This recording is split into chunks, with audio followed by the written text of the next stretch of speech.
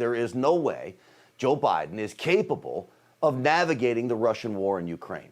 There is no way any Democrat is. The entire party appears to be compromised when it comes to Russia. Why would we trust them to lead? They're incapable of it. We know Joe Biden's son, Hunter, took $3.5 million from the former wife of the Moscow mayor, an oligarch with deep ties to Putin's Kremlin. That is a clear sign that Joe Biden is compromised in all of this. And we know how radical the Democrats have become. We know who the real leaders of the party really are. You've got AOC, Alexandria Ocasio-Cortez, Nancy Pelosi, the Speaker, and of course, there's still Senator Bernie Sanders. The self-described socialist still pulls heavy weight inside the Democrat Party. This is a guy who took a 10-day honeymoon vacation to Russia. Do you remember this? This trip took place back in the 80s, and it's captured on video. There's a younger Bernie Sanders. It shaped Bernie Sanders' view of Russia and his dream of a socialist America.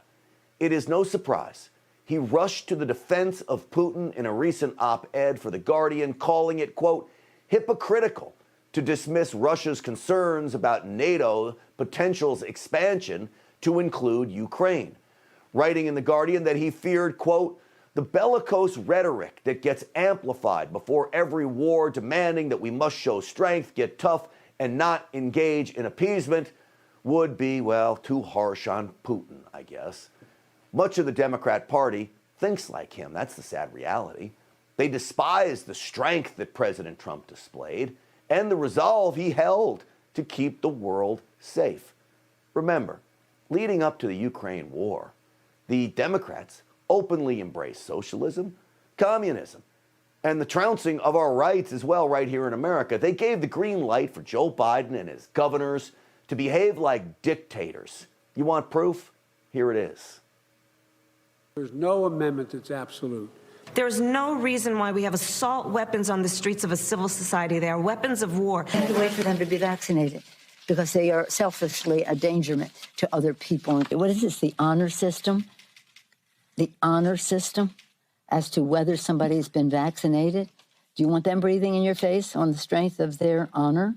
We're going to have to figure out how we rein in our media environment so that you can't just spew disinformation and misinformation. Now is the time to demand that the wealthiest people in this country and the largest corporations stop paying their fair share of taxes. They hate this. My pocket Constitution, it sits right with me every night. You know it does. They hate it. They hate everything inside it. Bernie Sanders there. War on the wealthy. Why would we think members of that party would embrace the Russian way of life? We think it because they do. They speak like a Russian who embraces that kind of way of life, a Russian dictator anyway. Elites ruling with an iron fist over the poor would actually stand firm against Russia? I don't think so. They wouldn't.